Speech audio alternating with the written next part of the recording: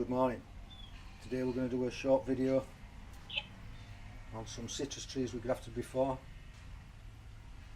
I'll just show you how we transfer as rootstock. We'll have a look at the citrus trees we had grafted around 2 weeks ago, and we'll look around the garden, check out some fingerlime varieties.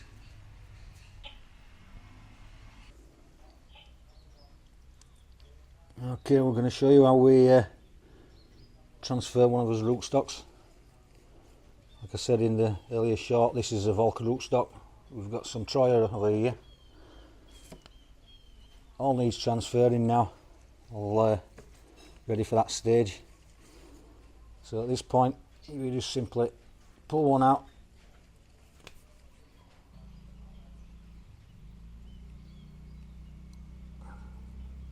So we've got a little bag ready down here. Bag size we use 3x9, a good size for growing the rootstock on. You just bob him in. A little difficult to do with one hand, that, so we had to pause the video. But that's it. He's in there. And when we move them to these bags, they grow quite quickly. Another 4 months. That should be ready for grafting.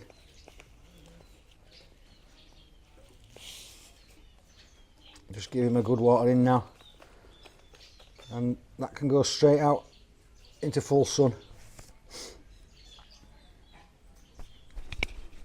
So we're giving it a good watering straight out into the sun now.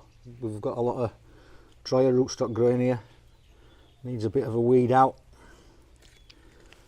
Okay, so that's how we transfer citrus rootstocks.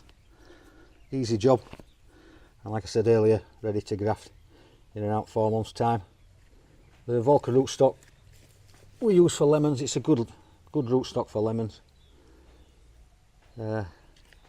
Good disease resistance for us, so we use that rootstock a lot. So these are the grafts that we had done about 2 weeks ago now. They're out of the bags, out into where we can give them a couple of hours sun a day. So some already beginning to push, all others nice and green. They'll soon start to push now they're outside. We got a good success rate.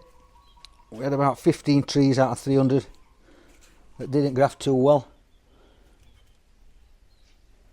but that's usually the case, so way higher than 90% success rate, which we're happy with. Like I say, about another month we'll sit these trees here, the ones in this heavy soil, and we'll get that changed over to a zone. This is a zone soil mix, much better, much lighter, much better for the citrus, and they always go good in that.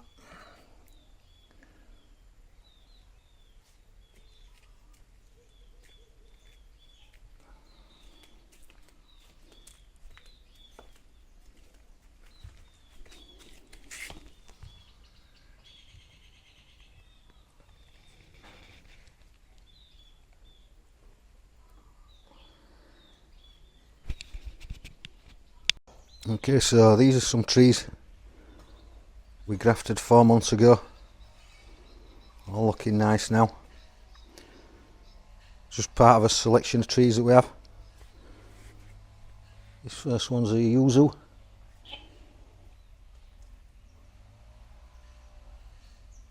And Queensland Lisbon lemon. Washington navel. Small Satsuma Mio, Kishu mandarin, Yediveren lemon, small lemonade, Allen Eureka,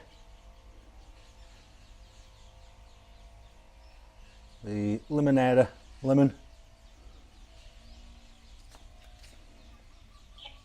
Taylor Eureka, Washington navel, kind of small variegated orange. I forget the exact name of this one. I'll have to look that one back up. But these are after about 4 months. And now they're just ready to be moved on to a pot. The next pot, use this size. That's some grow along, much better.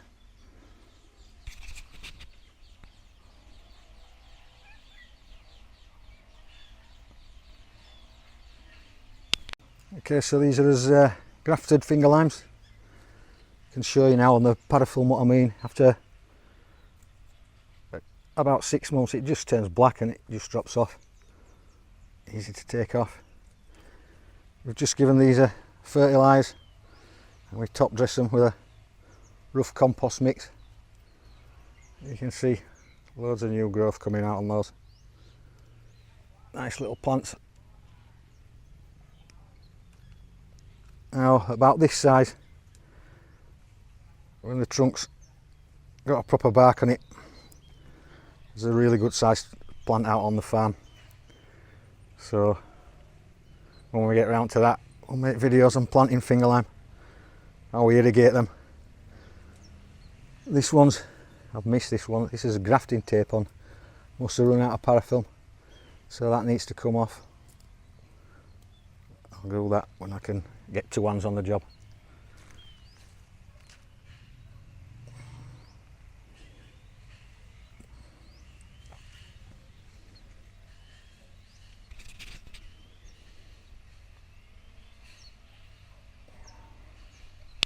Okay, these are some bigger finger limes in the pots. They're really ready to be planted now. We're a bit late on this. What other things to do? These are all a good size, starting to fruit. Green crystal down here.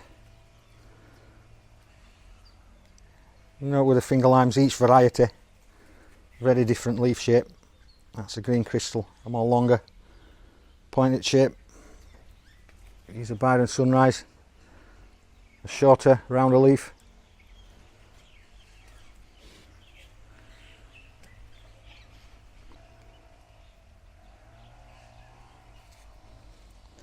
And then some little ruby down here, same as what we showed you over there. Very small leaves, very thorny little trees. Some of them with fruit on. Guess they're all ready for planting now.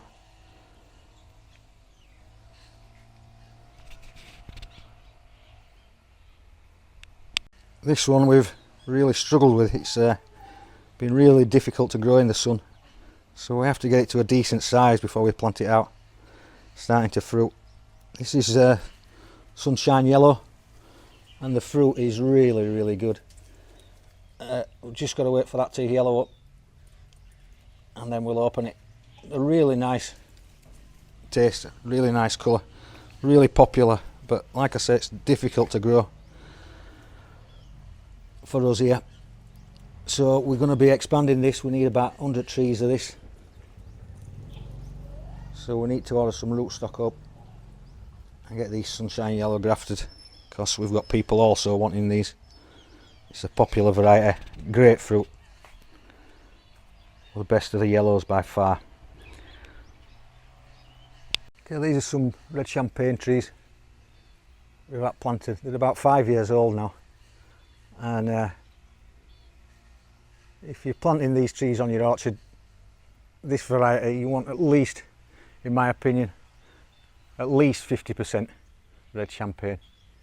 At 4 or 5 years it just constantly fruits all the time. We're always picking fruit off these trees on a weekly basis.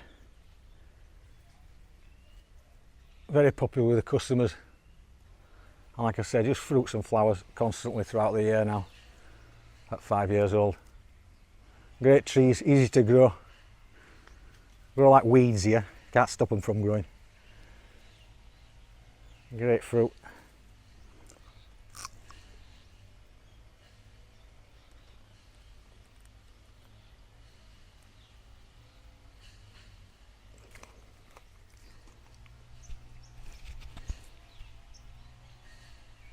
So these are our collect trees in the garden. Not much fruit on these now, we've picked most off. But this is another good one. It'll flower 4 or 5 times a year. It's just coming into flower now, this one. You can see there, a few more flowers there. A bit blurred that. Okay. Now this one's a green colour. Again, popular. And we've managed, by playing about with different rootstocks, the trees at the farm is producing a seedless fruit, and it's a much better green than we have in the garden. But we'll do videos on that later.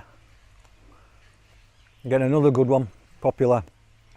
A bit tricky to get going out in the full sun, but once it gets to about 1 metre tall, it does really well. Quite prone to mites. The leaves have a strong aroma, and it seems to attract them and put more pests than most of the other varieties. So you need to keep on top of pest control with a collect. But again, a good variety, good one to grow. This one, Crimson Tide, all little ruby. It's the same plant, different name. This one for us, it takes about 4 years before we start getting decent fruit. But again, a good popular one for growing on the farm. This grows really easy in the sun, slow growing, so like I say, it takes about 4 years before you start getting anything decent from it.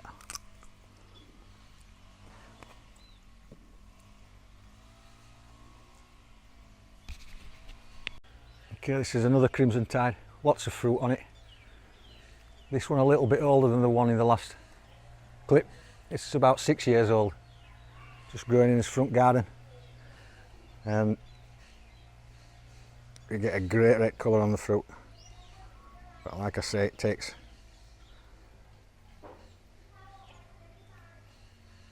around 6 years. But again, a really nice red on that one. Really starting to produce some nice fruit for us. Again, a popular one, lots of fruit. Good in the sun. Can take the hot weather, no problem.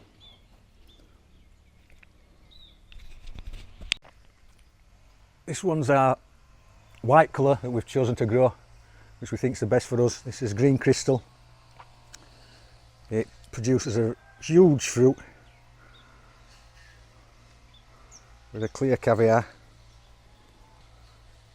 When this one's ripe, it'll turn to a more yellow colour. Like I said, large caviar on this one. A nice lemon taste, large caviar. Again, the best white we think are among the fingerlime varieties. So we grow this one. Only around 30-40 trees, not many. The white's not as popular as the reds and greens for us, but still a nice variety to grow, a nice one.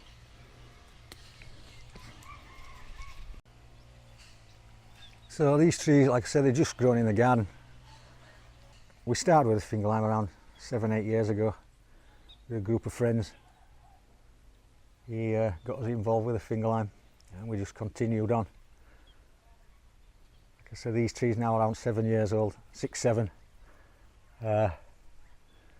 So next video we'll go on to the farm, or the orchard should I say. We'll take a look at the trees there. Okay everybody, thanks for watching.